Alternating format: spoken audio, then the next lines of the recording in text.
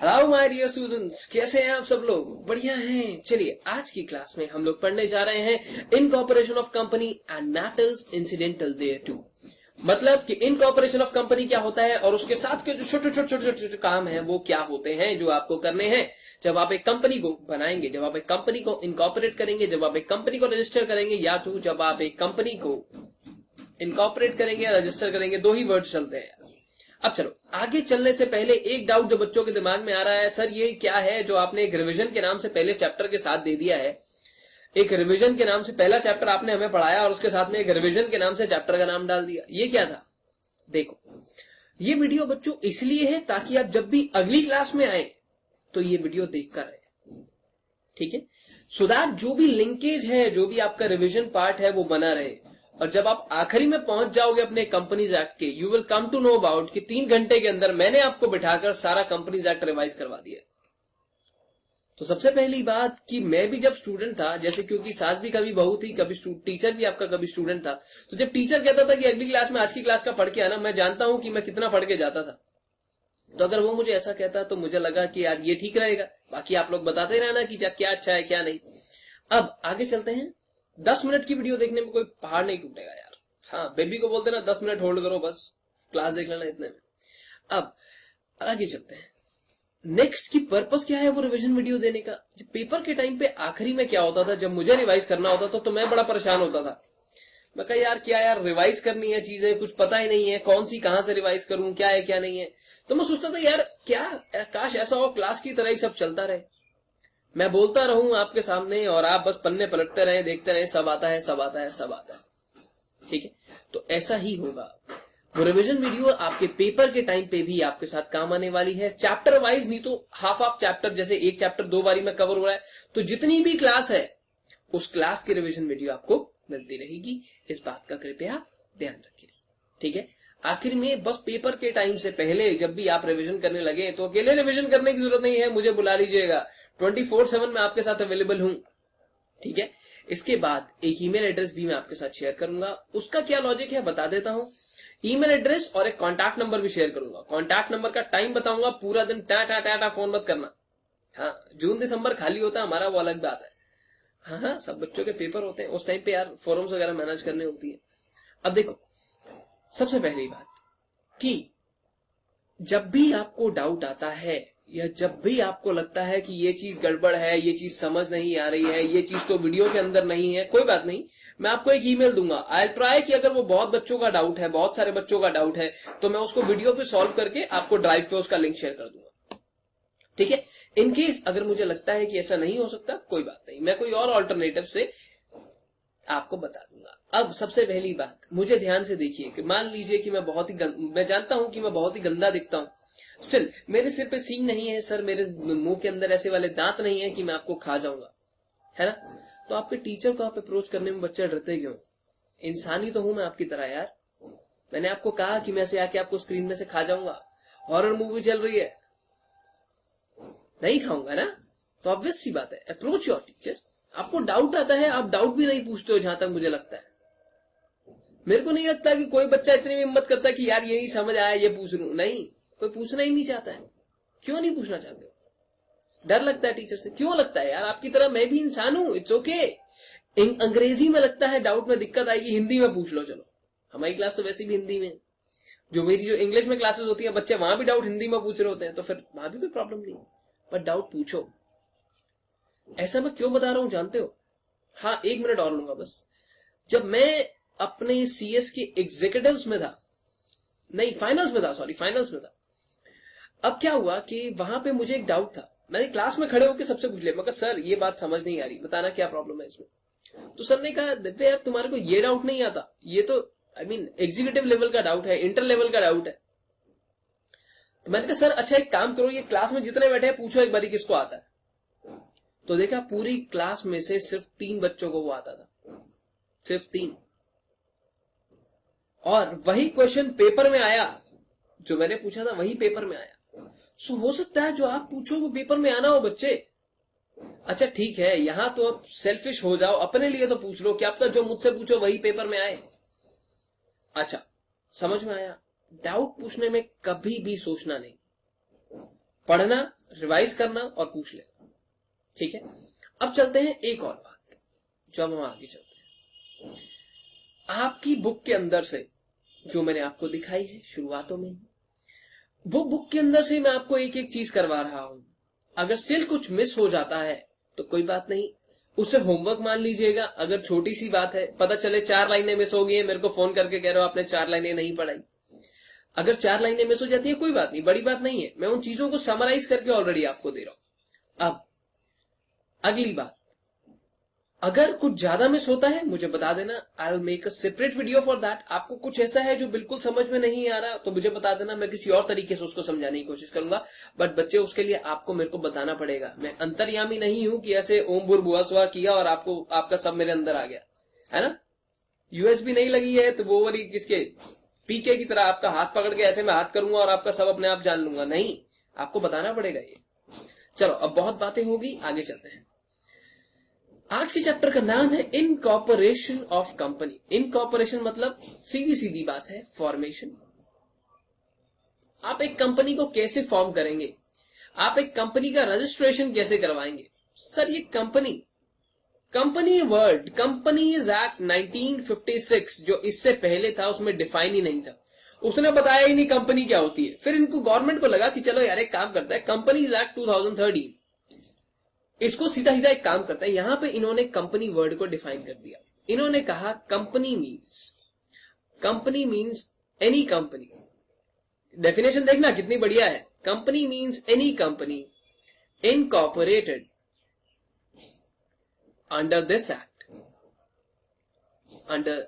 act or any other previous act, any other previous company law लिख दो। चलो, company law. Company का क्या मतलब है? ऐसी कंपनी जो आपने इस एक्ट के अंदर बनाई है। ये एक्ट मतलब कंपनीज एक्ट 2013, या फिर कोई प्रीवियस कंपनी लॉ के अंदर बनाई है, जैसे कि companies act 1956, companies act 1913, companies act 18। बताया था ना सब। इतना भी आपको पता हो ना तो भी दूसरे वाले को बोल्ड कर दोगे। अब देखो, छोटी सी बात, कंपनी क्या है? जो इस एक्ट के अंदर आपने बनाई है या फिर किसी और प्रीवियस कंपनीज एक्ट के अंदर बनाई है। सर, इसके अंदर और कुछ नहीं बनता यहाँ पे? जी नहीं, यहाँ पे इसके अलावा और कुछ नहीं बनता। कंपनीज एक्ट के अंदर सिर्फ कंपनी ही बनेगी, भिन्न भिन्न प्रकार की कंपनी बनेगी। जी हाँ, चले अब आगे। इतनी सी बात तो समझ में आ गई। चलो अब आगे चलते हैं। कुछ बेसिक्स होंगे, जो बातें होंगी जो कुछ बच्चों को नहीं समझ में आ रही होंगी, बस मुझसे पूछ लेना यार। गड़बड़ मत करना कि सर हमें नहीं आता, हमने छोड़ दिया। नहीं छोड़ना है, ठीक है। चलो अब आओ आगे चलते हैं। सबसे पहली बात, अब बच्चों एक छोटा सा फंडा मेरे को बताओ, कितने बच्चों ने आज से पहले आचार देखा है? आचार विचार की बात नहीं कर रहा हूं, पिकल्स की बात कर रहा हूं। पिकल्स, आचार, अरे जो खाने के साथ खाते हैं, जी हाँ बिल्कुल उसी की बात कर रहा हूं। अब देखो क्या होता है कि सर वो आचार डब्बे में पैक करके बेचा जा सकता है। यह आइडिया किसी के तो दिमाग में आया होगा, किसी के तो दिमाग में यह आइडिया आया होगा ना कि ये आचार को डब्बे के अंदर पैक करके हम बेच सकते हैं, ये इट्स अ मार्केटेबल प्रोडक्ट। ऐसा आइडिया किसी के दिमाग में तो आया होगा। किसी के दिमाग में तो यह आइडिया आया होगा कि यार रोबोट नाम की कोई चीज बनाई जा सकती है। किसी के दिमाग में तो यह आइडिया आया होगा कि यार गर्मी बहुत है तो एसी चला के बचा जा सकता है ना। किसी के दिमाग में तो यह आइडिया आया होगा कि यार अगर बहुत ठंड है तो हीटर चलाया जा सकता है। किसी के दिमाग में तो यह आइडिया आया होगा कि गाड़ी जैसे बनने वाली चीज हो सकती है जो चला करेगी। किसी के दिमाग में तो यह आइडिया आया होगा कि प्लेन जैसी कोई चीज हो सकती है। तो वो इंसान जो बिजनेस करने का आइडिया लेकर आता है उसे हम प्रमोटर कहते हैं आम भाषा में। एक्ट के अंदर क्या डिफाइंड है अभी बताऊंगा। प्रमोटर वो इंसान है जिसने वो बिजनेस को शुरू किया है। ध्यान रखना, प्रमोटर वो इंसान है जिसने उस बिजनेस को शुरू किया है। अब देखो, आज तक हम इसी को प्रमोटर कहते हैं लेमैन लैंग्वेजेस में। एक कंपनी जब शुरू होती है उसको शुरू करने वाला एक प्रमोटर होता है। एक्ट क्या कहता है? एक्ट कहता है कि सर कोई बात नहीं चलता रहता यार, मतलब कोई गल नहीं। चलो देखो अब क्या होता है, लॉ ने क्या कहा कि प्रमोटर कौन है। प्रोमोटर को फिर से डिफाइन किया गया कंपनीज एक्ट 2013 में। इसने क्या कहा कि प्रमोटर वो इंसान है, पर्सन हु इनिशिएट्स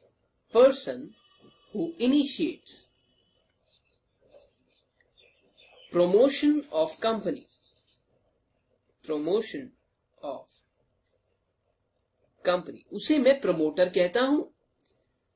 प्रमोटर। अब आ गए हम सर कंपनीज एक्ट 2013 के अंदर। हमने क्या देखी? डेफिनेशन, जिसमें उसने कहा promoter includes a person. Promoter includes a person. Includes नहीं, मीन्स लिखो, यहां पे लिखो promoter means a person, includes मत लिखो यार। यहां पे लिखते हैं प्रोमोटर मीन्स अ पर्सन। कौन सा पर्सन? जिस इंसान का नाम आपने प्रोस्पेक्टस के अंदर लिखा है या फिर एनुअल रिटर्न के अंदर लिखा है। सर ये प्रोस्पेक्टस क्या होता है? प्रोस्पेक्टस ठीक आपके शादी की कार्ड की तरह आता है। जैसे आपके घर पे शादी का कार्ड आता है वैसे ही प्रोस्पेक्टस होता है।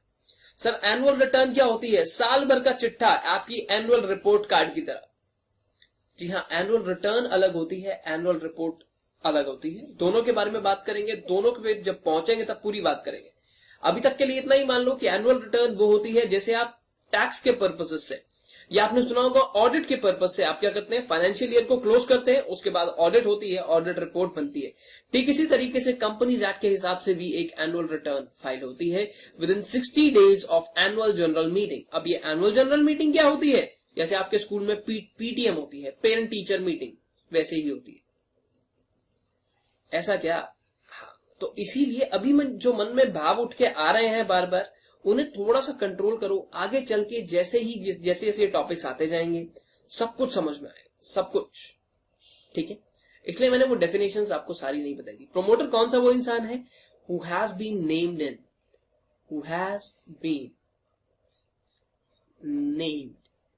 इन prospectus or identified by company in annual return। ठीक है, या तो उसका नाम प्रोस्पेक्टस में है या तो फिर किस में है? एनुअल रिटर्न में। सर आपने ऐसे क्यों नहीं? बच्चे ये डेफिनेशन है, डेफिनेशन में चेंज नहीं कर सकता। हाँ, लॉ का प्रोविजन समराइज करके आपको समझा सकता हूं, बट डेफिनेशन पेपर में आपको यही लिखनी है। सर डेफिनेशन कहां लिखी होती है? सेक्शन नंबर 2 में। अब देखो, ऐसा इंसान who has control over affairs of company, who has control over affairs of company, directly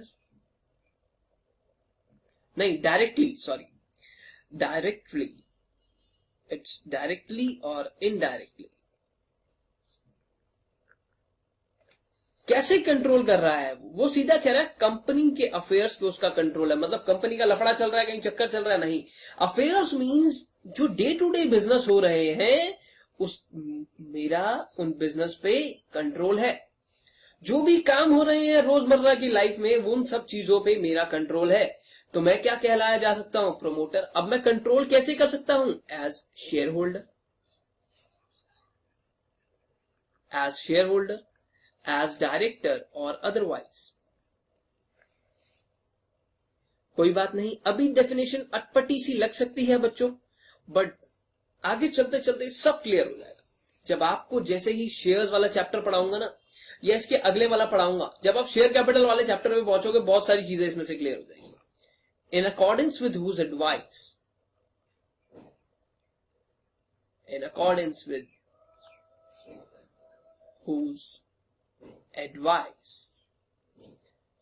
directions और instructions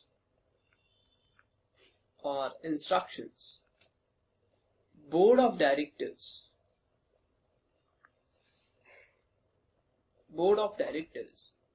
is accustomed to act। या तो जिसके इशारे पर वो कंपनी चल रही है, जैसे जैसे वो एडवाइस करता है, जैसे जैसे वो डायरेक्ट करता है, वैसे वैसे कंपनी चलती है, तो उस इंसान को भी प्रमोटर कहा जा सकता है। तो कौन से लोग हैं? वो 3 लोग हैं।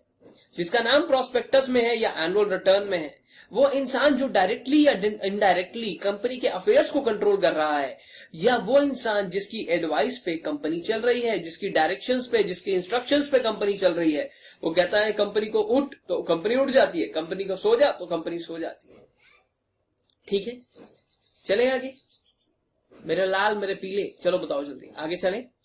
नोट कर लिया सबने? सर थोड़ा अटपटा है, कोई बात नहीं, अगले 5 मिनट आपको अटपटे लग सकते हैं, उसके बाद सब everything will be back to track, पिछली क्लास जैसे सब मजा आएगा।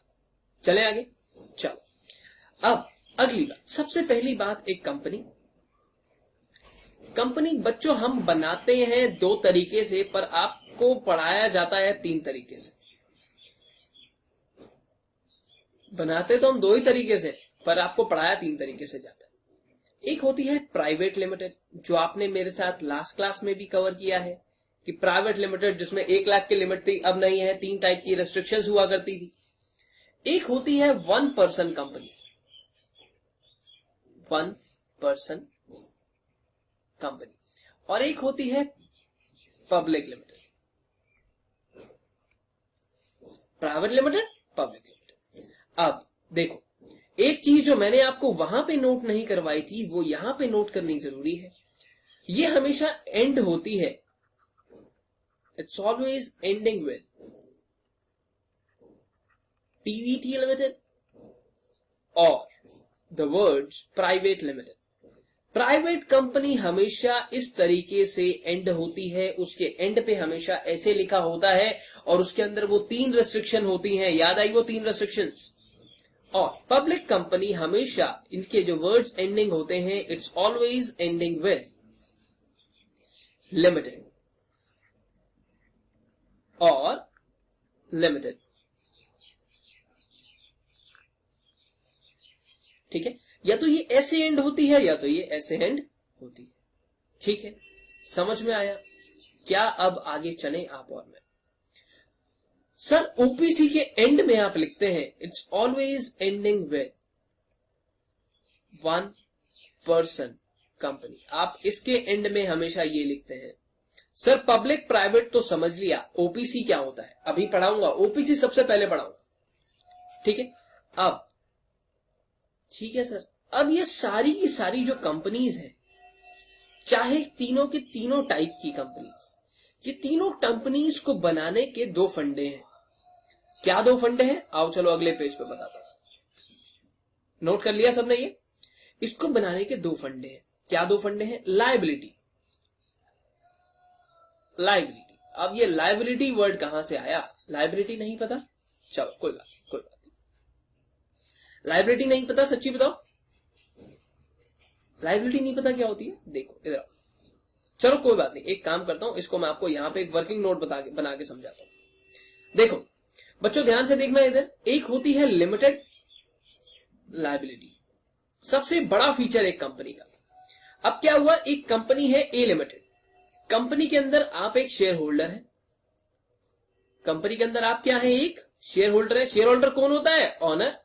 आप कौन से शेयर होल्डर हैं? इक्विटी शेयर होल्डर है, तो आप क्या है? ऑनर। याद करो वो A:B वाला एग्जाम्पल, 50-50 वाला, तो ये दोनों क्या कहलाएंगे? ऑनर।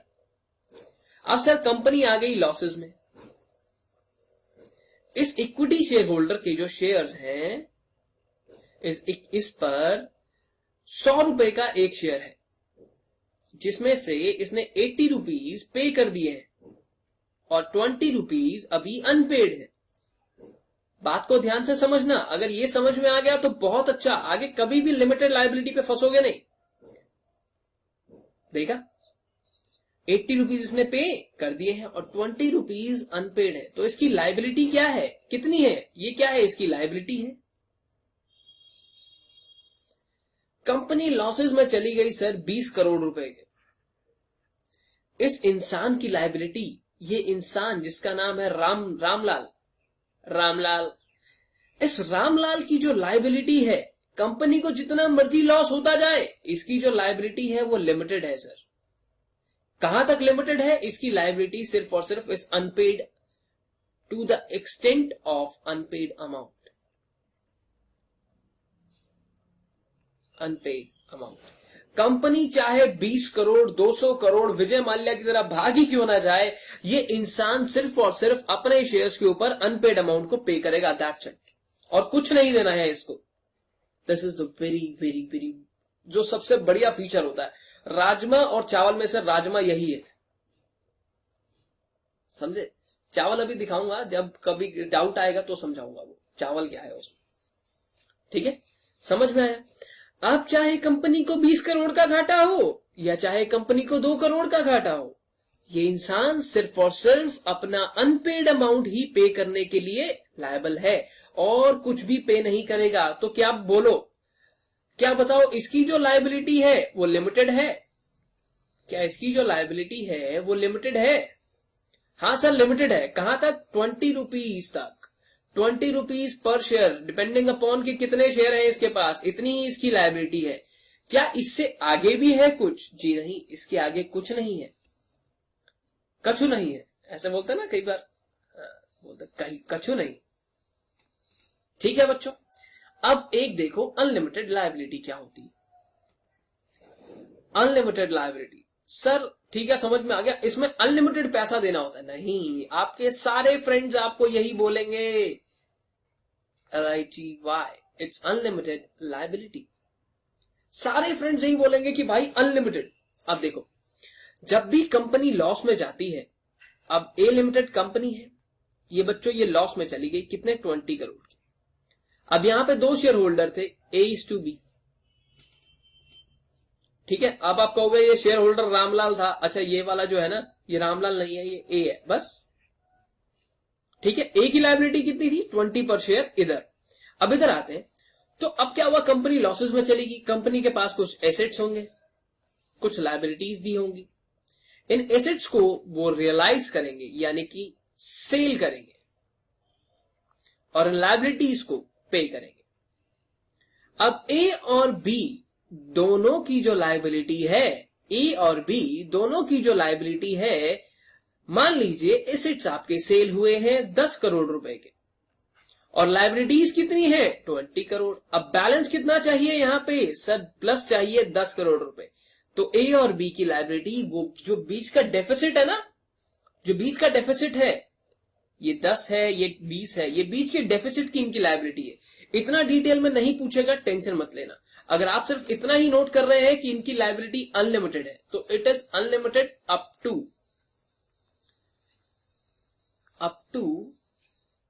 द डेफिसिट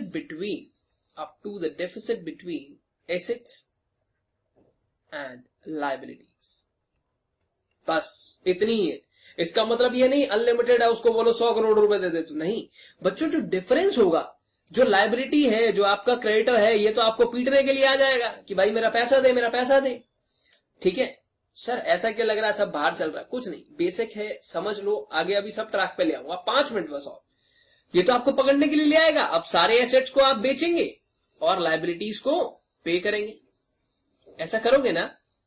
सारे एसेट्स को बेच दोगे और लायबिलिटीज को पे करोगे। लायबिलिटीज को पे करने में 10 करोड़ रुपए कम हो रहे हैं सर, तो वो 10 करोड़ रुपए ये लोग लेकर आएंगे, जितना भी डिफरेंस होगा। सर ये 10 करोड़ ही होगा? नहीं, कितना भी हो सकता है, लॉस तो कितना भी हो सकता है। लॉस माइनस एसेट्स, ठीक है। लॉस कितने का था? 20 करोड़ का। आपके पास एसेट्स कितने हैं? 10 करोड़ के। 10 करोड़ रुपए की पेमेंट और चाहिए। ऐसे नहीं समझ में आता? कोई बात नहीं, कॉम्प्लिकेटेड मत करो चीजों को, कॉम्प्लिकेटेड मत करो। पेमेंट कितनी करनी है? सर आपको 20 करोड़ की करनी है। आपके पास एसेट्स कितने हैं? सर आपके पास एसेट्स 10 करोड़ रुपए के हैं। तो और कितने चाहिए? बैलेंस कितना चाहिए? 10 करोड़ चाहिए। कौन लाएगा? ए और बी। क्यों? क्योंकि अनलिमिटेड लायबिलिटी है। ठीक है, चलो अब मैं आगे, समझ में आ गई ये कहानी। देखो इधर आ जाओ, अब इधर आ जाओ। लिमिटेड लायबिलिटी,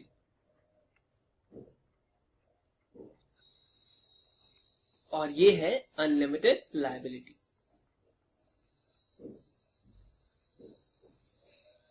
सर जल्दी जल्दी हो गया उधर, एक बार दोबारा चलो। अच्छा लो नोट कर लो। ये बच्चों जैसे ये शेयर्स पे है ना, ये गारंटी पे भी हो सकती है, गारंटी पे भी हो सकती है। हाँ, जैसे इसने 100 रुपए की गारंटी दी थी, 80 रुपए इसमें से दे चुका है ये, और 20 रुपए की गारंटी अभी नहीं दी है तो बचे हुए 20 रुपए की भी गारंटी हो सकती है। ठीक है, नोट कर लो। चलो, वैसे तो कुछ नोट करने वाला है नहीं, जो बैलेंस होगा हमेशा वो ये इंसान पे करेंगे। चलो अब हटा रहा हूं मैं इसको, बहुत हो गया, चलो हटो, आगे चले वापस। क्या यार इतनी देर लगाते हो उसके ऊपर? सर ऐसा है, कैसा है? अच्छा नाट करो यार। चलो अनलिमिटेड लाइबिलिटी खत्म। यहाँ पे limited liability that can B by shares, आप उसको शेयर्स से भी कर सकते हैं और इसे आप बाय गारंटी भी कर सकते हैं, बाय गारंटी भी कर सकते हैं। समझ में आया? चले आ गया, चल आगे चलते हैं। ठीक है, चले आगे मेरा लाल। अच्छा चलो अब मुद्दे की बात पे आते हैं यार। सेक्शन नंबर 3 से शुरू करते हैं। अब तक क्या करवा रहे थे आप? अरे अब तक क्या करवा रहा था, क्या मतलब है यार? अच्छा ये ऊपर वाली जो भी है, अब सबसे पहले आया सेक्शन नंबर 3 के अंदर पहला पॉइंट को रुको। आगे चलने से पहले एक चीज और बता देता हूं।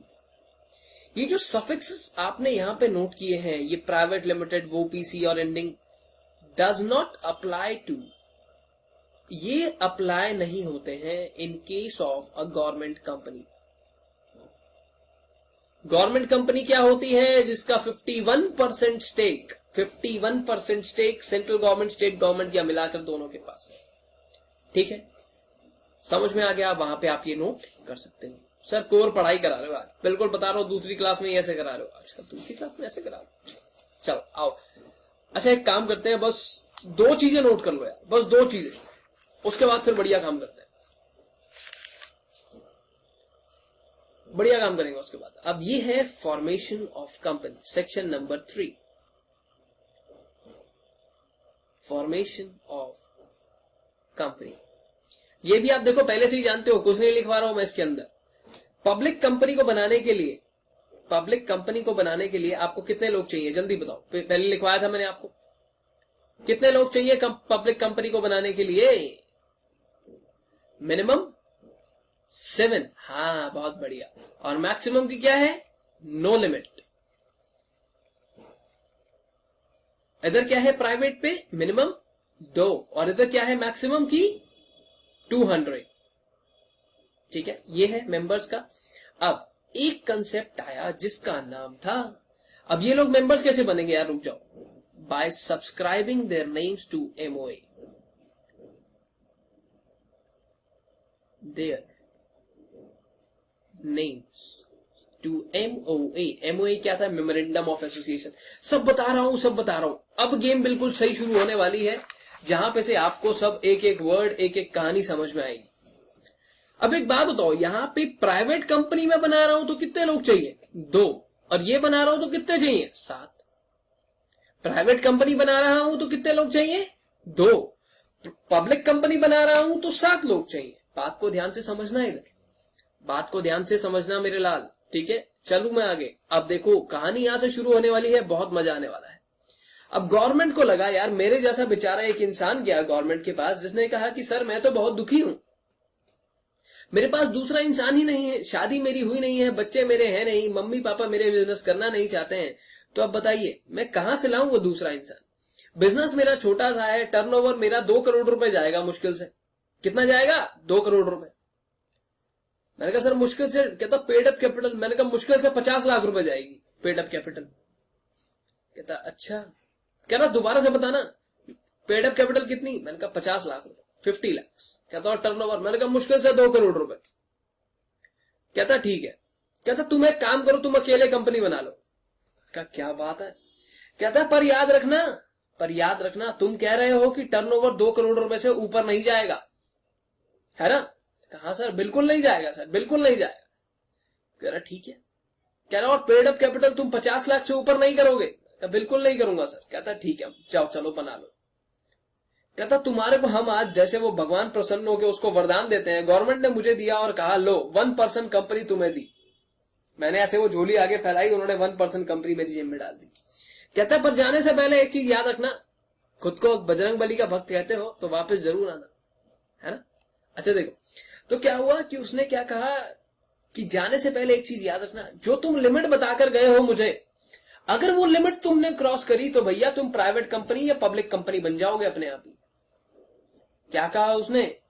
मैंने कहा ठीक है सर। क्या बताया मैंने उसको? Paid up capital 50 lakh, turnover 2 crore रुपए। कहता है जैसे ही लिमिट क्रॉस करोगे अपने आप मैंडेटरली कन्वर्ट हो जाओगे, याद रखना तुम, हमें बाद में मत कहना यार, तुम अकेले इंसान हो, तुम्हारा कोई भाई बंधु नहीं है, हमें मतलब नहीं है। हम तुम्हें फिर भी एक वरदान दे रहे हैं। क्या है वो वरदान? वो वरदान है 1% कंपनी। आओ अब इसी कहानी को लिखना शुरू करते हैं। एक कंपनी आई जो आज से पहले one of the major reforms in companies act 2013, 1% company आई, जिसे बच्चों हम कहते हैं ओपीसी। ओबीसी नहीं, ओपीसी। ओबीसी तो वो है ओरिएंटल बैंक ऑफ कॉमर्स। चले आगे। अब ये 1% कंपनी का कंसेप्ट, जैसे मैं गया गवर्नमेंट के पास, मैंने वो वरदान मांग लिया, तो वो ना क्या होता था ऐसे ना, गवर्नमेंट ने भी ना वो पिक्चर बहुत बार देखी थी जो बार बार लगातार आती रहती है, वन मैन आर्मी, एक इंसान ही 100 बंदों के बराबर होता है। सलमान खान ने भी ऐसा ही किया था। उन्होंने भी मतलब जय हो के अंदर 200 बंदे इकट्ठे पीट दिए यार, 200, कम ऑन, 200 लोग इकट्ठे मार दिए उन लोगों ने। एवेंजर्स वाले भी बेचारे परेशान हो गए कि यार इतने तो हमने भी नहीं मारे, सब सुपर हीरोज ने मिलके। अब तो उनको लगा कि यार जहां पे लोगों के पास लोग नहीं है, जहां पे मतलब 2 लोग नहीं है, जहां पे बिजनेस ही बहुत छोटा है, तो वहां पे वो कंपनी बनाना चाहता है, तो हम उसको बनाने क्यों नहीं देते?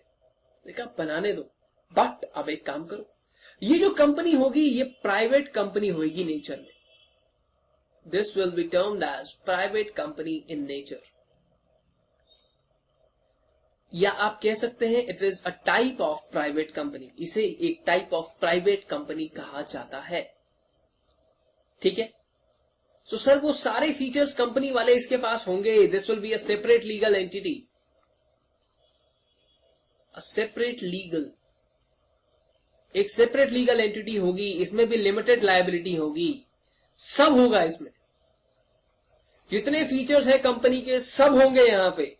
पर एक बात को याद रखना कि ये प्राइवेट कंपनी बाय नेचर होगी। अब सर बात ही समझ में आ रही है कि मैं एक अकेला आदमी हूं इसमें काम करने वाला। ठीक है, मैं ही डायरेक्टर हूं, मैं ही शेयर होल्डर हूं, मैं ही वो हूं, सब कुछ हूं।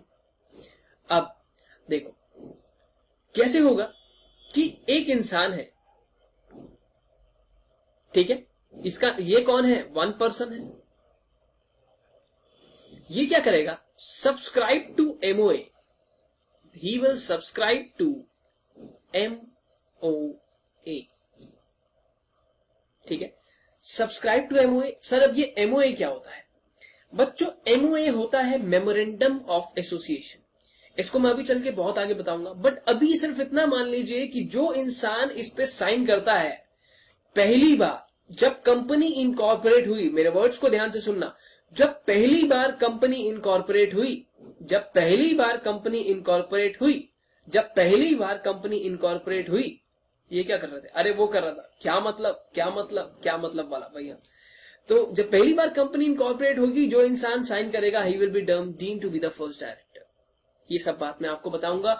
अभी मेमोरेंडम को सिर्फ इतना मान लीजिए कि ये एक डॉक्यूमेंट है कंपनी का, बहुत इंपॉर्टेंट डॉक्यूमेंट। ठीक है, 1% सब्सक्राइब करेगा to MOA of OPC, 1% company. अब सर ये एक ही इंसान है, ये एक ही इंसान है। अब एक बात समझ नहीं आती, तो सर मतलब ये इंसान है, कभी भी ऐसा हो सकता है इसकी डेथ हो जाए। कंपनी का एक फीचर है जिसे हम कहते हैं परपेचुअल सक्सेशन। अब ये परपेचुअल सक्सेशन क्या होता है? देखो सामने स्क्रीन पे देखना, वैसे ये चीजें यहां पढ़ाने वाली नहीं है, स्टिल मैं आप लोगों से कुछ ज्यादा ही दोस्ती कर बैठा हूं तो बता रहा हूं। परपेचुअल सक्सेशन क्या होता है? परपेचुअल सक्सेशन, मेरे लाल, परपेचुअल सक्सेशन। अच्छा आपका मान लो, चलो आपका फोन है, ठीक है, ये आपका फोन है, निकालना नहीं है, ये आपका फोन है, ठीक है, इस पे एक नीचे यहीं पे एक बटन होगा बस, बाकी तो साइडों पे होता है जो होता है। अब इस फोन के अंदर नंबर है, किसका नंबर है? चलो वोडाफोन का है। सर जियो का है, जियो का, अच्छा लो जियो का है। इसमें एक लाइफ टाइम वैलिडिटी है। क्या वैलिडिटी आती है? अब नहीं, बहुत पहले आया करती। लाइफ टाइम वैलिडिटी का क्या मतलब है कि कोई फोन आए, कोई कॉल आए कोई कॉल जाए, कोई कॉल आए कोई कॉल जाए, उससे फर्क नहीं पड़ता। ये कॉल्स आ रही हैं जा रही हैं या नहीं आए, बिल्कुल भी नहीं आए, तो क्या वैलिडिटी पे फर्क पड़ेगा? क्या नंबर बंद हो जाएगा? नहीं सर, बिल्कुल भी नहीं। लाइफ टाइम वैलिडिटी का मतलब ही क्या है? अब बस इतनी सी बात को समझना, घुस मत जाना उसके अंदर। कह रहा है कि कॉल्स आए या नहीं आए, क्या फर्क पड़ता है? लाइफ टाइम वैलिडिटी है ना। कॉल आ रही है नहीं आ रही है, कोई फर्क नहीं पड़ता। कहता ऐसा ही होता है एक कंपनी के केस में।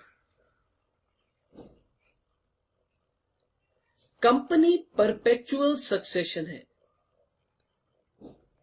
कंपनी की जो लाइफ है परपेचुअल सक्सेशन है। एक कंपनी है, ध्यान से सुनना इस बात को, यह भी बहुत जरूरी है। उसके लगभग 1 लाख शेयर्स मार्केट के अंदर है। ठीक है। अब इस 1 लाख शेयर्स को लोग रोज यहां से खरीदते हैं, यहां पे कुछ लोग खरीदते हैं और यहां पे कुछ लोग बेचते हैं। मेंबर्स चेंज होते जा रहे हैं, यहां पे कॉल्स चेंज होती जा रही हैं, यहां पे मेंबर्स चेंज होते जा रहे हैं। यानी कि यहां जो शेयर होल्डर्स हैं वो चेंज होते जा रहे हैं। कभी आपके पड़ोसी ने खरीदा, देखो छोड़ो रुको, कभी मैंने खरीदा, मैंने बेच दिया, 4 दिन बाद आपके पड़ोसी ने खरीद लिया। ठीक है, आपके पड़ोसी ने बेचा तो दूर जाके हरियाणा में किसी ने खरीद लिया, हरियाणा में किसी ने बेचा, भोपाल में किसी ने खरीद लिया। वो कंपनी का शेयर बिके जा रहा है। वो कौन सा शेयर है? वो इक्विटी शेयर है। वो क्या है? वो इक्विटी शेयर होल्डर है। लॉ कहता है कि कंपनी का फीचर है परपेचुअल सक्सेशन, यानी कि कंपनी चलती ही रहेगी। मेंबर आ रहे हैं जा रहे हैं, मेंबर आ रहा है कंपनी के अंदर शेयर खरीद के, मेंबर बेच के वापस चला गया। कॉल आ रही है, कॉल जा रही है, मेंबर आया शेयर खरीद के, यहां पे आया, देखा रेट बढ़ गया, वापस चला गया, बेच दिया। कहता उससे कोई फर्क नहीं पड़ेगा कंपनी की लाइफ पे। ध्यान रखना, दिस कंपनी की जो लाइफ है, कंपनी चलती ही रहेगी। कंपनी बच्चों चलती ही रहेगी टिल परपेचुइटी। कंपनी परपेचुइटी तक चलती ही रहेगी हमेशा। याद रखना इस बात को। कंपनी किसी के आने से जाने से कोई फर्क नहीं पड़ता है कंपनी को। यह है परपेचुअल सक्सेशन। ठीक है, यह है परपेचुअल सक्सेशन। कितने ही शेयर होल्डर आए, कितने ही चले जाएं, कितने ही डायरेक्टर आए, कितने ही चले जाएं, कोई फर्क नहीं पड़ता, कंपनी फिर भी चलती रहेगी। कौन सा सीमेंट आता है? बांगड़ सीमेंट, सबसे अच्छा सदियों के लिए। अंबुजा सीमेंट, पता नहीं कौन सा आता है, उससे भी ज्यादा चलेगी कंपनी। देखो, अब उसने कहा सर इसकी कंपनी का एक फीचर है परपेचुअल सक्सेशन, इसकी डेथ हो गई या तो ये इनकेपेबल टू कॉन्ट्रैक्ट हो गया। इनकेपेबल टू कॉन्ट्रैक्ट हो गया। बच्चों ये बात को ध्यान से रखना, मैं बहुत टाइम लगा रहा हूं एक ही चीज को समझाने में, बस बात को समझ लेना। कहता है कि सर शेयर होल्डर चेंज हो, डायरेक्टर चेंज हो, कोई फर्क नहीं पड़ेगा, कंपनी चलती रहेगी। अब वापस जा रहा हूं, ये सारी चीजों को उड़ा रहा हूं यहां से। ठीक है, चलो अब ये इनकेपेबल हो गया तो ये कंपनी कैसे चलेगी?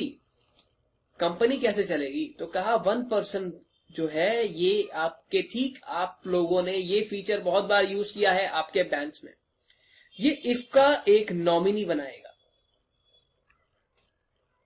ये क्या बनाएगा? एक नॉमिनी। जब आपको एमओए पढ़ाऊंगा तो वहां पे भी ये काम आएगा। अब एक ही इंसान है, मैं ही हूं, मैं ही कंपनी चला रहा हूं। अब एक छोटी सी बात बताओ, कल को मुझे कुछ हो जाता है तो कंपनी कैसे चलेगी? मैंने तो कहा कंपनी का परपेचुअल सक्सेशन है, कंपनी हमेशा चलती रहेगी। तो सब चलती रहेगी ना, आपको क्या टेंशन है? मेरे लाल कंपनी कैसे चलेगी? आर्टिफिशियल नकली आदमी है, खुद नहीं चल सकता कुछ भी, आपको चलाना पड़ेगा। कंपनी को चलाने के लिए कोई तो चाहिए। कहता सर एक नॉमिनी लेकर आएंगे। नॉमिनी क्या होगा? ये भी एक इंसान होगा। ये नॉमिनी अपनी रिटन कंसेंट देगा।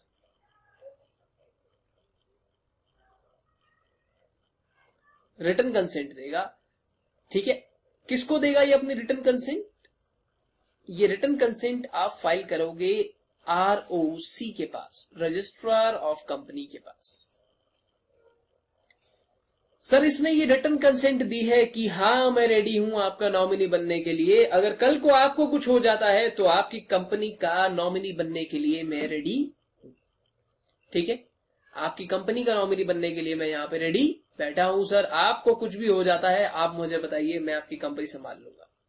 ये return consent this can be withdrawn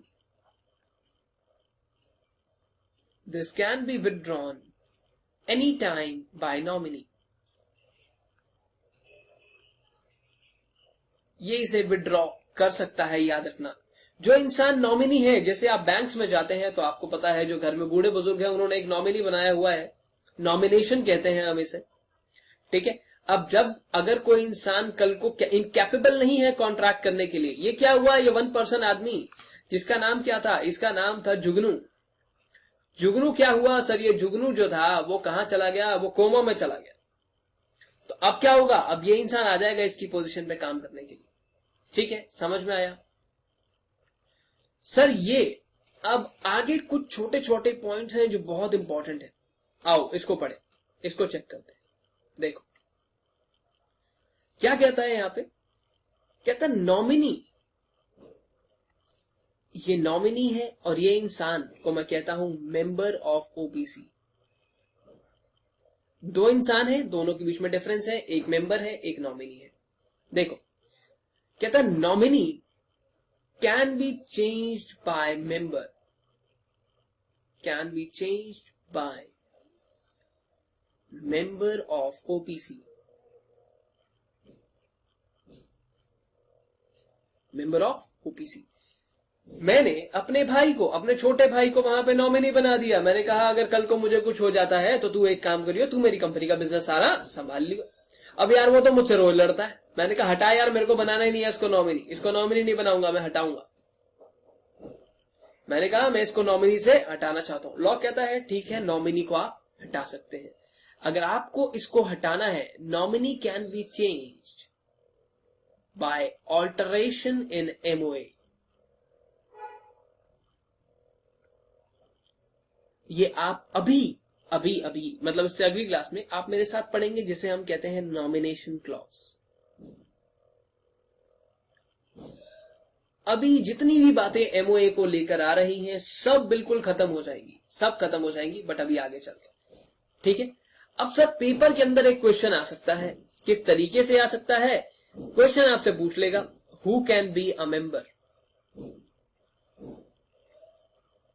who can be a member, who can be a nominee. कौन हो सकता है एक मेंबर, कौन हो सकता है एक नॉमिनी, क्या कोई क्वालिफिकेशन है, what are the qualifications to be a nominee, who can qualify to be a nominee, कुछ भी पूछ सकता है।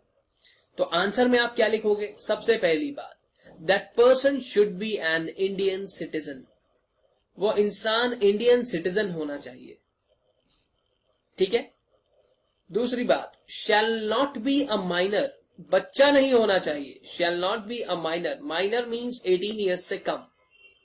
ठीक है, that person should be resident in India, resident in India जो आप इनकम टैक्स एक्ट में पढ़ते हैं, ठीक उस हिसाब से रेजिडेंट इन इंडिया जो इंडिया में स्टे करेगा for more than a period of 182 days in previous year. ठीक है, सारी कंडीशन नहीं, एक ही कंडीशन लगती है। ठीक है सर, समझ में आ गया कौन सा इंसान एक नॉमिनी बन सकता है। बच्चों याद रखना इस बात को। क्या मैं आगे चलूं, क्या मैं आगे चलूं, देखो अब आगे चलते हैं, बात को ध्यान से समझना। अब मैं यहां पे था, मैं कौन था यहां पे, सर मैं मेंबर था, मेरी अपनी ओपीसी है, मेरी एक अपनी 1 पर्सन कंपनी है, मेरी एक अपनी ओपीसी यहां पर है। उसने कहा ठीक है, मैंने क्या देखा कि यार मेरी मासी का बेटा है, उसने भी एक ओपीसी खोली हुई है, वो भी यहां पे मेंबर है, उसकी भी एक अपनी ओपीसी है। कहां पे, हरियाणा में है, चलो इट्स इन हरियाणा। मेरी वाली कहां पे है, दिल्ली में है। मैंने कहा यार एक काम कर, तू मेरे यहां पे आके नॉमिनी बन जा। मैंने कहा यार मुझे ना एक नॉमिनी चाहिए, नॉमिनी नहीं मिल रहा, तू मेरे यहां पे आके नॉमिनी बन जा। तो मेरे यहां पे आके नॉमिनी बन जा। बताओ क्या ऐसा हो सकता है। क्या वो जो इंसान जो ऑलरेडी एक अपनी ओपीसी का मेंबर है, क्या मेरे यहां पे आके नॉमिनी बन सकता है? बताओ, सोच के बताओ, आराम से अपने दिमाग में सोचो और बताओ, क्या ये नॉमिनी बन सकता है मेरे यहां पे? उसकी अपनी एक ओपीसी ऑलरेडी है, अपनी एक ओपीसी ऑलरेडी है, क्या ये मेरे यहां पे बन सकता है? यस और नो? बिल्कुल सही जवाब, बन सकता है।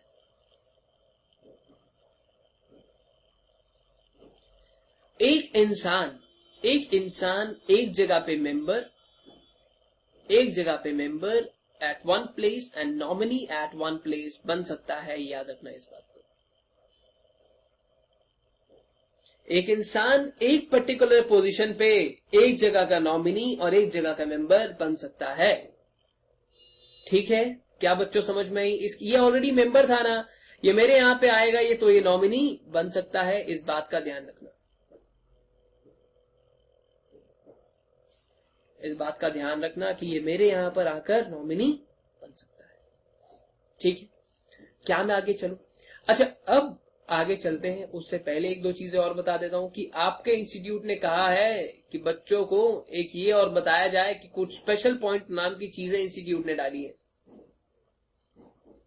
स्पेशल पॉइंट्स, ट्रू फॉल्स पूछना चाहेगा तो यहां पे पूछ सकता है स्पेशल पॉइंट्स में। क्या है ये कि सर देखिए, सबसे पहली बात, ओपीसी वन पर्सन कंपनी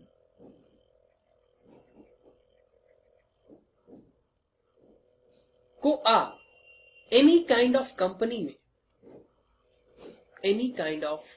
में कन्वर्ट कर सकते हैं। अब दो तरीके हैं कन्वर्ट करने के। याद करो कि मैंने क्या कहा था, सेंट्रल गवर्नमेंट को वरदान मिला था, उन्होंने कहा याद रखना अगर तुम इसको क्रॉस कर गए तो तुम्हें कन्वर्ट करना पड़ेगा। सबसे पहली बात तो मैंडेटरी, कि जब मैंडेटरी है मेरे लिए कन्वर्ट करना, कब? जब मेरी पेड अप शेयर कैपिटल बच्चों कितने से ज्यादा हो गई? Has exceeded ₹50 lakhs। ठीक है, अब और या मेरा टर्नओवर कितने से ज्यादा हो गया? 2 करोड़ रुपए से ज्यादा। ठीक है, या टर्नओवर कितने से ज्यादा हो गया? 2 करोड़ रुपए से ज्यादा हो गया, तो मुझे मैंडेटरली कन्वर्ट करना पड़ेगा किसी भी टाइप की कंपनी में। किसी भी टाइप की कंपनी में मुझे मैंडेटरली कन्वर्ट करना पड़ेगा। अब सर मैंडेटरी तो ये हो गया कि जबरदस्ती है जी, करना ही करना है। वॉलंटरी, अपनी मर्जी से। मैंने क्या सोचा कि यार एक काम करता हूं, ये यार ओपीसी है, मेरा भाई कह रहा है कि एक काम करते हैं ना भाई, चल साथ में बिजनेस करते हैं, टर्नओवर कम सही, तेरा भी काम चलता रहेगा, मेरा भी चलता रहेगा। मैंने कहा ठीक है, चल साथ में काम कर लेते हैं। मैंने उसको कहा ठीक है, कोई बात नहीं, साथ में काम करते हैं।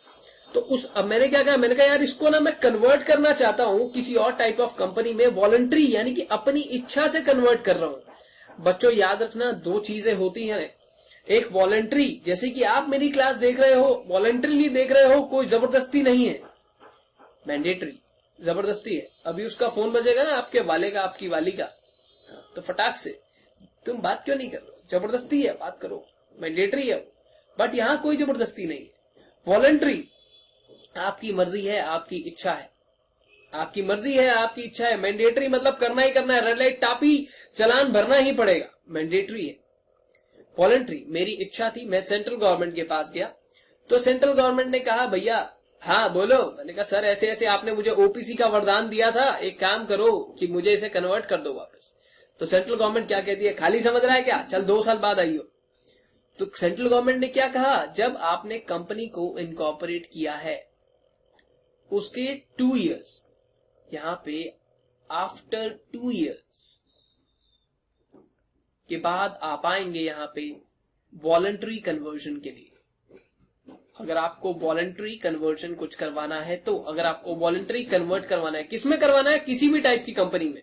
कौन सी में नहीं हो सकता, मैं बताता हूं। अब वॉलंटरीली आपको कन्वर्ट करना है तो आप इनकॉर्पोरेशन अगर आपने 2013 में किया है सर, तो 2015 से पहले आप कन्वर्ट नहीं करवा सकते सर। मैंडेटरी में no time limit, no time limit. आपने ओपीसी शुरू करी, आपने ओपीसी शुरू करी, देखो मेरी बात ध्यान से सुनो, नोट कर रहे हो यार, नोट कर रहे हो, मेरी बात ध्यान से सुनना। आपने ओपीसी बनाई, एक महीने के अंदर आपका टर्नओवर हो गया सर 5 करोड़ रुपए। प्रोफेशनल आदमी बनने वाले हैं आप, प्रोफेशनल लेडी बनने वाले हैं आप, प्रोफेशनल बनने वाले हो, चलो पेशेवर बनने वाले हो। आपने बिजनेस किया, 5 करोड़ रुपए पहुंच गया, अगले महीने ही कन्वर्ट करो। कहता वॉलंटरीली कन्वर्ट करना है, अपनी इच्छा से 2 साल के बाद आना। अगर लिमिट क्रॉस हो गई, अगर लिमिट क्रॉस हो गई सर, तो मैंडेटरी हो जाएगा सर। वॉलंटरीली ठीक है, लिमिट के अंदर अंदर हो तो वॉलंटरी होएगा, कंफ्यूज मत हो। इतना याद रखना, ये मैंडेटरी है, ये वॉलंटरी है। अपनी मर्जी से कन्वर्ट करवाना चाहते हो तो 2 साल। जैसे ही paid up share capital 50 lakh या टर्नओवर 2 करोड़ से क्रॉस होती है तो मैंडेटरी। समझ में आया? अब एक पॉइंट और नोट कर लो, वरदान की बात थी यार, एक पॉइंट और नोट कर लो। जो भी ओपीसी है 1 पर्सन कंपनी है, जिसकी अभी हम आप और मैं बात कर रहे थे, जो अकेले ही 100 बंदों के बराबर है। इसको आप कन्वर्ट करना चाहें तो सेक्शन 8 कंपनी में तो नहीं कर सकते हैं sir, this is not allowed.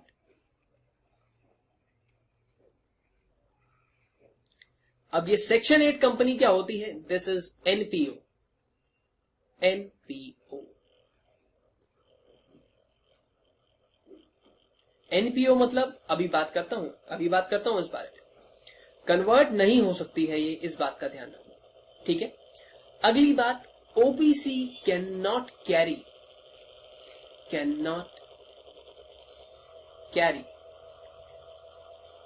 NBFC business. OPC NBFC business को कैरी नहीं करता है, यानी कि non banking financial company, non banking financial company आप नहीं बना सकते हैं, उसका बिजनेस आप नहीं कर सकते हैं। जैसे कि बैंक्स का होता है, ठीक उस तरीके से ओपीसी काम नहीं कर सकते, ठीक है। ओपीसी को आप यहां पे कन्वर्ट नहीं कर सकते। सर अब ये सेक्शन 8 कंपनी क्या होती है? बिल्कुल, अब चलते हैं सेक्शन 8 कंपनी पे। कोई बात नहीं, पहली बार क्लास 2 घंटे की होने जा रही है मेरे लाल मेरे पीले, थोड़ा सा और आगे चलते हैं, ठीक है। ब्रेक दे दूं, गाना चला दूं, क्या देखोगे बताओ सर? गाना चला देता हूं यार, चलो सर गाना चलाओगे?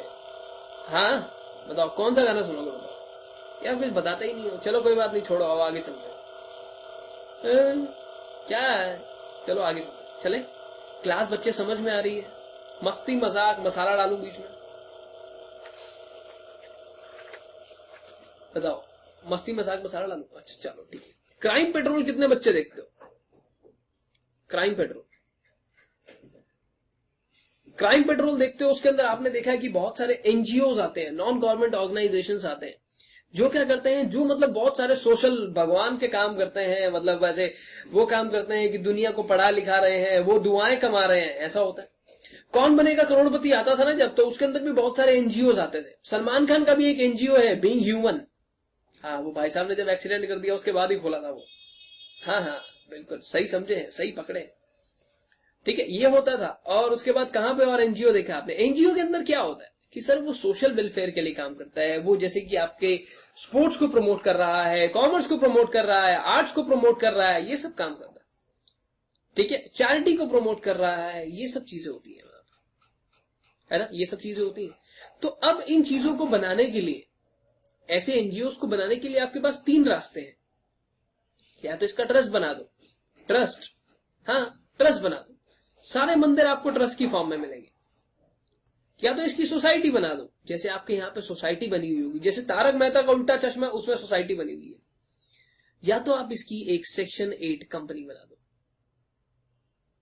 सेक्शन 8 कंपनी, जी हाँ, जो बच्चे कॉमर्स बैकग्राउंड से हैं उन लोगों ने ये चीज पढ़ी है। कहां पे पढ़ी है, कैसे पढ़ी है?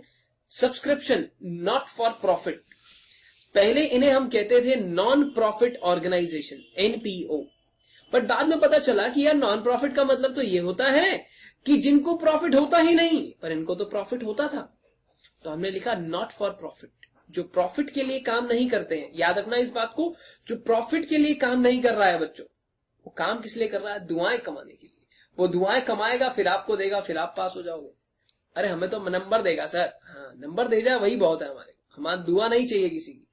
अच्छे से पढ़ना और अपना फोन कृपया ना इस्तेमाल करना। चलें आगे। देखो सबसे पहली बात, सेक्शन 8 कंपनी, जो कि क्या होती है? एक एनपीओ होती है। NPO, NPO means not for profit organisation,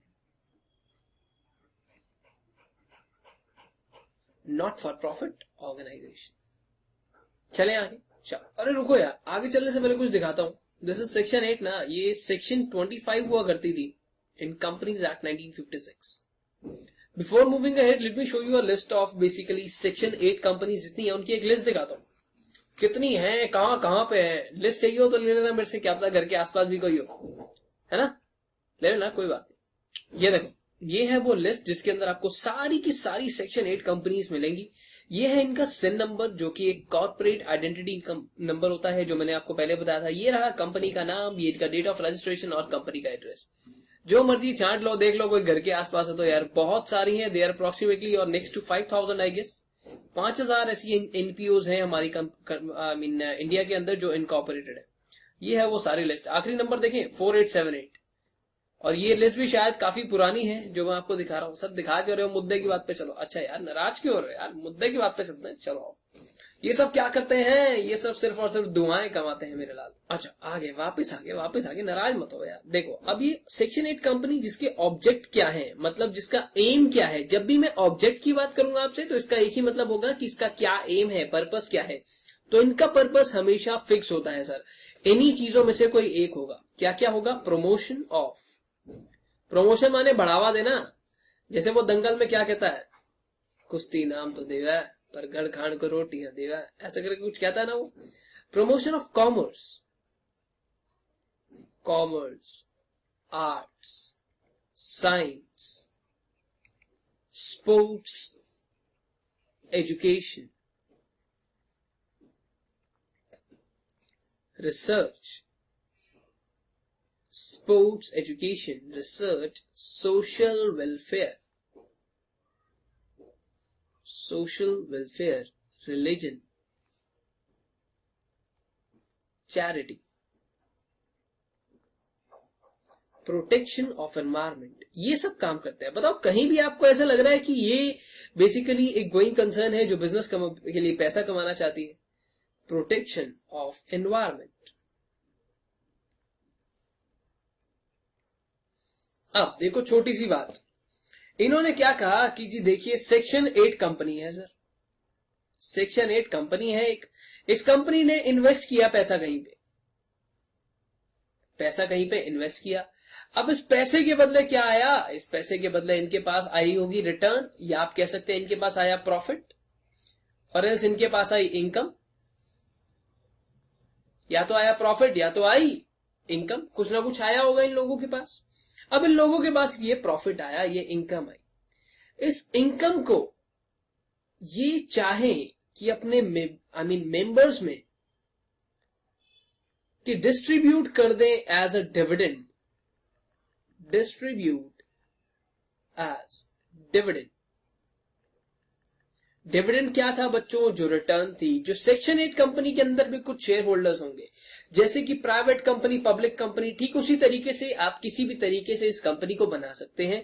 जब भी आप वो बनाएंगे, तो अगर आप चाहें कि उन मेंबर्स को एज अ डिविडेंड आप डिस्ट्रीब्यूट कर दें, वो रिटर्न, जो पैसा कहां से आया है, पैसा तो बेचारे लोग दे रहे हैं, चंदा घर घर जाके चंदा मांग मांग के पैसा इकट्ठा हो रहा है, वो पैसा आपने कहीं पे लगाया, उसके ऊपर से रिटर्न आ गई, आप कह रहे हो वाह जी वाह हमारा डिविडेंड है। कहता है नहीं सर, आप इसको एज अ डिविडेंड डिस्ट्रीब्यूट नहीं करेंगे, आप इसको सिर्फ एक ही जगह अप्लाई करेंगे, इन प्रमोटिंग ऑब्जेक्ट्स, इन प्रमोटिंग ऑब्जेक्ट्स, अपने ऑब्जेक्ट्स को प्रमोट करने के लिए ही आप इसको लगाएंगे। आप लोगों ने सुना होगा बाबा रामदेव ने भी आके मतलब किसके शो में कहा था, शायद कपिल शर्मा के शो में कहा था, बंद हो गया कोई बात नहीं, कि उनके वाला जो है वो एक एनजीओ है, बहुत सारे फैक्ट्स हैं इसके ऊपर। तो बाबा रामदेव जनरली क्या करते हैं, अपनी कंपनी में जितनी भी इनकम आती है वो एक चैरिटी कर देते हैं उसकी। So that can be also considered as a part of NPO. उनकी कंपनी भी है पतंजलि आयुर्वेदा के नाम से। अब वो दिखा दूंगा मेरे लाल, ऐसे अभी मत देखो, जहां पे जरूरत पड़ेगी सब दिखाऊंगा, सब दिखाऊंगा। लिस्ट दिखा रहा हूं ना, लिस्टें दिखा रहा हूं ना, सब दिखाऊंगा यार, टेंशन मत लो। पिक्चर भी दिखाऊंगा एक आधी बार, पिक्चर भी दिखाओगे, कौन सी दिखाओगे, अरे जो भी आई होगी देख लेंगे यार, नई नहीं दिखाऊंगा, पुरानी दिखाऊंगा, ठीक है। कंपनी ने इन्वेस्ट किया, जो भी इनकम आएगी आप उसको अपने ऑब्जेक्ट्स में लगाएंगे सर, आप उसको एज अ डिविडेंड नहीं देंगे, बात को ध्यान में रखना, ठीक है। चले आ गया, हमारे को तो छोड़ दो, बोरिंग हो रही है क्लास। अच्छा छोड़ दूं यार, बोरिंग नहीं हो रही है, मैं सिर्फ आप लोगों का ये बेस है। देखो एक बार ये बेस क्लियर हो जाएगा ना, जब गाड़ी चलाते हैं ना, जब व्हीकल चलाते हैं, 4 व्हीलर चलाते हैं या 2 व्हीलर चलाते हैं, बाइक स्कूटर कुछ भी आप चलाते हैं, तो उसमें क्या होता है, शुरुआत जो है ना वो थोड़ा आराम से लेके चलनी पड़ती है। आगे तो आप एक्सपर्ट हो सारे, आगे तो दिक्कत ही नहीं आएगी आपको। चले आगे। अब सर सेक्शन 8 कंपनी है, सेक्शन 8 कंपनी है, आपने बताया या तो ये प्राइवेट कंपनी की तरह भी आप बना सकते हो और पब्लिक कंपनी की तरह भी आप बना सकते हो। हाँ, दोनों तरीके से बना लो, कोई प्रॉब्लम नहीं है, जैसे आपको ठीक लगे। But end with private limited और limited is not required for section 8 company. आपको जरूरत नहीं है एंड में प्राइवेट लिमिटेड या लिमिटेड लगाने की, ठीक है, समझ में आया क्या। अब आगे चले, ठीक है सर, समझ में आ गया। अब इसकी फॉर्मेशन के लिए, इसकी इनकॉर्पोरेशन के लिए आप एक एप्लीकेशन देंगे। एप्लीकेशन किसको देंगे, सेंट्रल गवर्नमेंट को, सेंट्रल गवर्नमेंट को। अब एक छोटी सी बात, मेरी बात सुनो। अब जो एप्लीकेशन है, आप एनजीओ बनाने जा रहे हो या एक एग्जिस्टिंग कंपनी को एनजीओ में कन्वर्ट करने जा रहे हो, दोनों बातें लॉ के पर्सपेक्टिव से फॉर्मेशन सेम होगी। कहता है सर एक छोटी सी बात है, मैंने ये फुल स्लीव्स की शर्ट आपके सामने डाली है, इसको मैं कटवा कर हाफ स्लीव्स करने जा रहा हूं या एक नई हाफ स्लीव्स की शर्ट लेने जा रहा हूं, दोनों बातें सेम है लॉ के पर्सपेक्टिव से। कह रहा जब भी आप एक सेक्शन 8 कंपनी में अपनी बनाई हुई कंपनी जबकि प्राइवेट कंपनी है या पब्लिक कंपनी है, उसको अगर आप कन्वर्ट करते हो एक सेक्शन 8 कंपनी में या एक नई सेक्शन 8 कंपनी बनाते हो, हम दोनों के, हमारे लिए तो दोनों बात एक ही रखेंगे, प्रोसेस एक ही रखेंगे। ने कहा जी ऐसा क्या, कहता है जी हाँ, चाहे आप इनकॉर्पोरेट कर रहे हैं, या आप बना रहे हैं या आप कन्वर्ट कर रहे हैं, आपको सर एप्लीकेशन देनी है सेंट्रल गवर्नमेंट के पास। आपको एप्लीकेशन कहां देनी है, सेंट्रल गवर्नमेंट के पास। सर सेंट्रल गवर्नमेंट में कहां पे, बहुत बढ़िया, this power has been delegated to registrar of companies, to ROC. ROC के पास ये पावर दे दी गई है, ठीक है। अगर ये सेटिस्फाई होता है तो ये आपको अलाउ कर देगा। अलाउ किसके लिए, जिस भी चीज के लिए आपने अप्लाई किया है, आपने इनकॉर्पोरेशन के लिए अप्लाई किया है तो इनकॉर्पोरेशन के लिए आपको अलाउ कर देगा कि जाओ इनकॉर्पोरेट कर लो, जाओ कन्वर्ट कर लो। अगर गब्बर खुश हुआ तो याद रखना, अगर गब्बर खुश नहीं होता है तो कुछ नहीं होगा, कछु नहीं होगा। अब ठीक है सर, एप्लीकेशन सेंट्रल गवर्नमेंट पे जाएगी। अगर आप कन्वर्ट करने जा रहे हो, ऊपर तो आप एप्लीकेशन फाइल करोगे, फॉर्म्स वगैरह आपके लिए रिलेवेंट नहीं है, अदरवाइज फॉर्म्स भी बढ़ाए जाते हैं। इसको आप कन्वर्ट करने जा रहे हो कहां पे, एक एनपीओ के अंदर आप कन्वर्ट करने जा रहे हो, सेक्शन 8 कंपनी के अंदर आप कन्वर्ट करने जा रहे हो, तो मतलब आपकी ऑलरेडी एक एग्जिस्टिंग कंपनी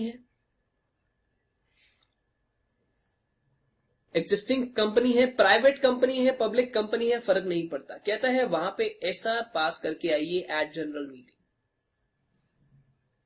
कि बहुत हो गया दुनियादारी, आइए चलिए सब लोग संन्यास लेंगे, आज के बाद ये कंपनी एनपीओ है, आपको अठन्नी भी नहीं मिला करेगी, जितना भी पैसा है अब हम सारा चैरिटी में लगाएंगे और मजे से ऐश करेंगे। कहता है आपको करना है, अब बिल्कुल आइए, समाज सेवा का काम आपके लिए हमेशा खुला हुआ है, बट आपको एसआर पास करके आना है। कहां पे? जनरल मीटिंग में। एसआर क्या होता है? 3/4 of majority. SR general meeting में सिर्फ और सिर्फ शेयर होल्डर्स का होता है। याद रखना इस बात को, कभी बोर्ड को मत ले जाना, बोर्ड को मत ले जाना, सिर्फ और सिर्फ शेयर होल्डर्स होते हैं जो ये पास करते हैं, बोर्ड को मत ले जाना वहां।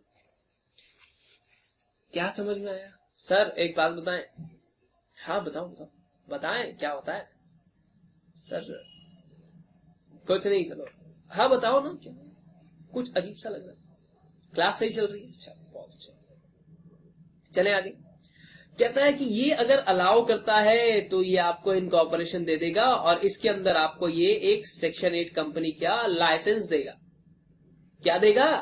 लाइसेंस देगा। एक लाइसेंस मिलेगा आपको to operate as an section 8 company. ठीक है, to operate as an section 8 company, आपको एक लाइसेंस दिया जाएगा। अब ये लाइसेंस किसने दिया है? सर सेंट्रल गवर्नमेंट ने।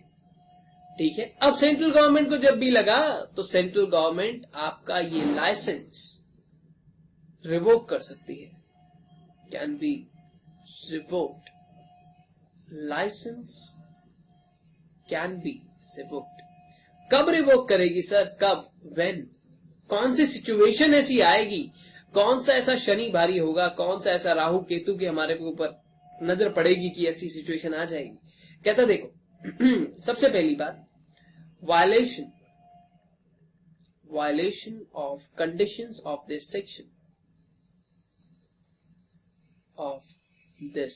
सेक्शन, जैसे कि आपको क्या कहा गया था, क्या कंडीशन रखी गई थी कि सर आप जो भी प्रॉफिट आएगा, जो भी इनकम आएगी, उसको आप एज एन डिविडेंड नहीं दोगे, एज एन डिविडेंड नहीं दोगे, पर आपने क्या किया? एज एन डिविडेंड दे दिया। जो भी प्रॉफिट या इनकम आएगा उसको आप कहां अप्लाई करोगे? आपके ऑब्जेक्ट्स में। आपने अप्लाई किया ही नहीं ऑब्जेक्ट्स में सर, आपने एज अ डिविडेंड दे दिया, तो क्या किया? कंडीशन को वायलेट कर दिया। ठीक है, आप क्या कर रहे हैं? आप कंपनी के अफेयर्स को कुछ इस तरीके से कर रहे हैं कि वो आम जनता के साथ एक फ्रॉड है। Affairs are conducted fraudulently, prejudicial to public interest, prejudicial to public interest। Public interest के अंदर वो सारी की सारी कहानी क्या है? जनता के हित में नहीं है। जो अगर मान लो कोई भी कंपनी काम कर रही है, तो कंपनी काम करती है तो क्या होता है? फायदा होता है, देश की तरक्की होती है, आम आदमी की पर कैपिटल इनकम, उसको सामान मिलता है, बहुत कुछ होता है। बट क्या हो रहा है? ये तो पब्लिक को उल्टा नुकसान हो रहा है। आप बार बार डोनेशन लेते हो, भाग जाते हो, काम कोई करते नहीं हो। ठीक है, अब या तो आपका लाइसेंस वापस लिया जा सकता है, आपका लाइसेंस रिवोक किया जा सकता है। अब जब सेंट्रल गवर्नमेंट ने रिवोक कर लिया, अब लाइसेंस वापस ले लिया, अगर आपका लाइसेंस वापस ले लिया, अब आप सेक्शन 8 कंपनी नहीं रहे। अब क्या होगा सर? अब आप एक नॉर्मल कंपनी बन जाओगे सर, और क्या? नहीं मेरे लाल, अगर रिवोक कर लिया तो याद रखना, दो वर्ड्स के अंदर डिफरेंस है। सीजी में सेंट्रल गवर्नमेंट चाहे, इट कैन ऑर्डर, दो चीजें हैं इधर। वाउंड अप, या तो सीधा कहेगा कंपनी को बंद करो, या तो इसको अमेलगमेट करो, ये भी एक शादी करवाओ, मतलब इसकी वो कौन सा बर्बादी से कम है। देखो, वाउंड अप और अमेलगमेशन। वाउंड अप क्या होता है? जब एक कंपनी को बंद करना है, अब आपको कंपनी बंद होने जा रही है, कंपनी बंद होने जा रही है। अब मैंने आपको बताया था कंपनी बंद होगी तो क्या होगा sir? Assets will be realised and liabilities will be paid। ऐसा होगा।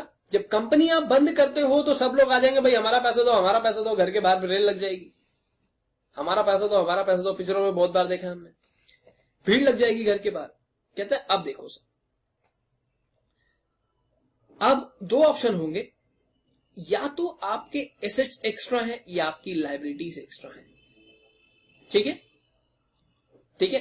कहता लाइबिलिटी एक्स्ट्रा है तो परवाह नहीं।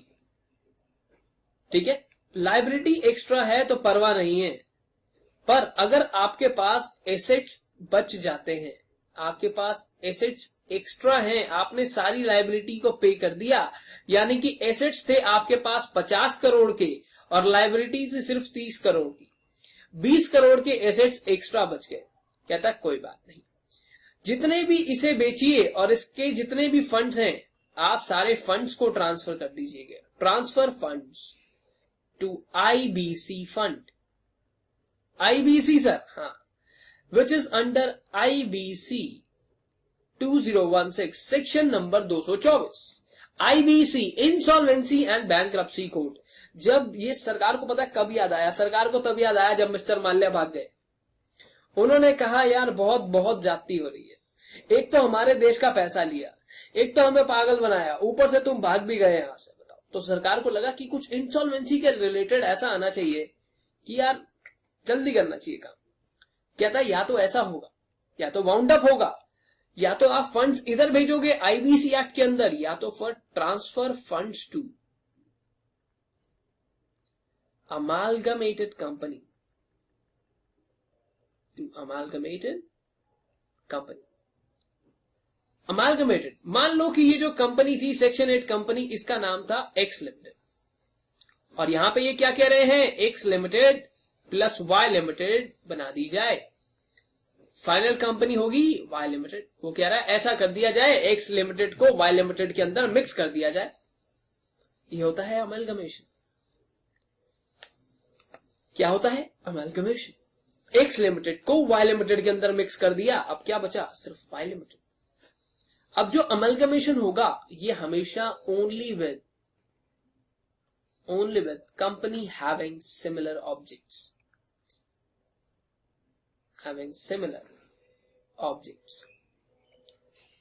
ठीक है। अगर आप अमालगमेशन करने जा रहे हो तो सेक्शन 8 कंपनी सिर्फ और सिर्फ सेक्शन 8 कंपनी के साथ ही, यानी कि एनपीओ को एनपीओ के साथ ही अमालगमेट करोगे, वरना नहीं करोगे। गवर्नमेंट के लिए क्या आसान है, गवर्नमेंट करेगी बंद करो, दफा करो इसको, हम क्या करें इसका। या गवर्नमेंट की कोई अपनी कंपनी होगी, गवर्नमेंट कहेगी ठीक है यहां लगा दो पैसा, खत्म कहानी। ठीक है, चले आगे। चलो, अब आपने मेरे साथ आज कवर किया है ये कोई बात नहीं, थक गया। अच्छा थक गया हो, आज तो कुछ हुआ ही नहीं। चलो कोई बात नहीं, आज की क्लास वैसे मैं मान भी सकता हूं कि बहुत सीरियस चला दी मैंने यार। चलो एक काम करते हैं, सीजी ऑर्डर। सर अब सेंट्रल गवर्नमेंट ने मुझे कहा कि एक काम करो, तुम्हारी कंपनी को हम वाउंड अप करते हैं, बंद करते हैं, तुम्हारी कंपनी को हम अमालगमेट करने के लिए, दूसरी कंपनी के साथ मर्ज होने के लिए दोनों कंपनी को एक बनाने के लिए ऑर्डर देते हैं। आपने कहा आप थोड़े गुंडे टाइप हैं, आपने कहा मैं नहीं मानता, जा कर ले जो कर सकता है। सेंट्रल गवर्नमेंट ने कहा क्या कह रहा है? आपने कहा सेंट्रल गवर्नमेंट होगा तू घर में, मैं नहीं मानता तेरी बात, बता क्या करेगा। तो सेंट्रल गवर्नमेंट ने कहा देखो बेटा, जो हमारे ऑर्डर से कंप्लाई नहीं किया आपने, जो हमारे ऑर्डर को फॉलो नहीं किया आपने, तो एक तो आपकी कंपनी को हम सबसे पहले पकड़ेंगे, कंपनी के ऊपर सर हम फाइन लगा देंगे 10 लाख से लेके 1 करोड़ रुपए तक का। ठीक है सर, और जो बचे आप वहां पे हैं, जो भी हैं, आप चाहे कोई डायरेक्टर की पोजीशन पे हैं या चाहे आप किसी ऑफिसर की पोजीशन पे हैं वहां पे, तो सर आपको हम 3 साल के लिए 3 साल या फाइन 25,000 से 25 लाख तक, सेंट्रल गवर्नमेंट अगर चाहे तो 25,000 रुपए से लेकर 25 लाख रुपए तक का इनाम आपसे ले सकती है। और सेंट्रल गवर्नमेंट अगर चाहे तो वो इनाम भी ले सकती है और आपको घूमने के लिए भी भेज सकती है 3 साल के लिए। कहां? तिहाड़ जेल।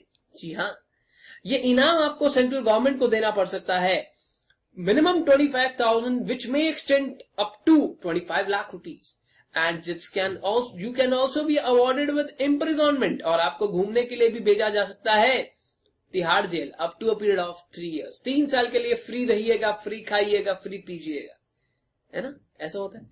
और अगर बहुत ही खुश है वो आपसे, वो एकदम बहुत ही खुश है आपसे, तो आपको दोनों भी दे सकते हैं, और बोथ कहेंगे दोनों दे दो इसको, ये बहुत ही बढ़िया लड़का है, दोनों दे दो इसको। अब आओ कुछ स्पेशल पॉइंट्स यहां पे लिख लेते हैं मेरे बच्चों। सर हाँ क्या हो गया, बस करो सर, यार दूसरी क्लास में कैसे कहता है बस करो, अच्छा ठीक है धीरे धीरे बढ़ा देंगे, कोई बात नहीं। देखो, एक मैंने आपको बताया था कि डायरेक्टर्स की रिक्वायरमेंट होती है। अगर आप किसी भी कंपनी में जाते हैं तो डायरेक्टर्स चाहिए होते हैं आपको। अगर पब्लिक कंपनी है तो मिनिमम 3, और प्राइवेट कंपनी है तो मिनिमम 2। हाँ, this does not apply here, does not apply on section 8 company. आपका ये सेक्शन 8 कंपनी पर अप्लाई नहीं होता है बच्चों, ठीक है। सेक्शन 8 कंपनी के ऊपर आपकी मिनिमम नंबर ऑफ डायरेक्टर्स की जो रिक्वायरमेंट है वो अप्लाई नहीं होती है, ठीक है। अब कुछ रिक्वायरमेंट होती है कमेटीज की, कुछ कमेटीज की रिक्वायरमेंट होती है, ये भी it also does not apply, this also does not apply, ये भी अप्लाई नहीं होती है सेक्शन 8 कंपनी पर। सेक्शन 8 कंपनी पर कमेटी आप आगे चलकर पढ़ेंगे कि अगर आप एक प्रिस्क्राइब लिमिट को क्रॉस कर रहे हैं तो आपकी कंपनी को सर 3 टाइप की कमेटीज मैंडेटरी बनानी है। जी हाँ, बनानी है। Audit, nomination and remuneration, stakeholder committee, ये आपको बनानी ही बनानी है। मिनिमम 3 कमेटीज कंपनीज एक्ट 2013 ने मैंडेटरी कर दी थी, जो आपको बनानी है। अब आगे आप एक और चीज पढ़ेंगे, calling of general meeting. Sir general meeting, हाँ, जो पेरेंट टीचर मीटिंग के जैसी होती है, बिल्कुल। इसका नोटिस जो है वो आपको वहां पे मिलेगा 21 डेज का। बट सर एनपीओ के लिए ये सिर्फ और सिर्फ 14 डेज का है। ये हम वहां पे पढ़ेंगे मैनेजमेंट एंड एडमिनिस्ट्रेशन चैप्टर में, ठीक है। चलो ठीक है, समझ में आया। तो बच्चों एनपीओ आपने मेरे साथ कर लिया है खत्म। अब आपको मेरे साथ पढ़ना है एमओए। एमओए पढ़ना है पूरा, कुछ नहीं, एमओए में पूरी बात बताऊंगा कि कैसे तुम्हारे को मम्मी की डांट पड़ती है। उठ जा, सोता रहता है पूरा दिन, देख सुबह 8 बज गए हैं, देख बाहर निकल के जाते हो, कहते हो कि मम्मी मैं क्लास पे जा रहा हूँ, और घूम रहे होते हो डेट पे। हाँ, वो सारी बातें हम यहाँ पे करेंगे जी। ये सारी बातें मैं आपके साथ नेक्स्ट क्लास में करूंगा। लेट्स डू वन थिंग, अगली 2 क्लासेस और लेंगे और ये सारे चैप्टर को खत्म कर देंगे यार, ठीक है। सर ये क्या है? अरे ये वही नोट्स हैं जो आप नोट करते हो यहाँ पे, और कुछ नहीं है। तो चलो bye, take care and see you in next class where we'll be basically starting with MOA, जिसने बहुत तंग करा आपको इस क्लास के अंदर। और कोई भी डाउट्स आते हैं तो टेंशन मत लेना, रेज करते रहना, ठीक है। चलो हाँ, नेक्स्ट क्लास के एंड पे I share the concern email address as well. Bye, take care.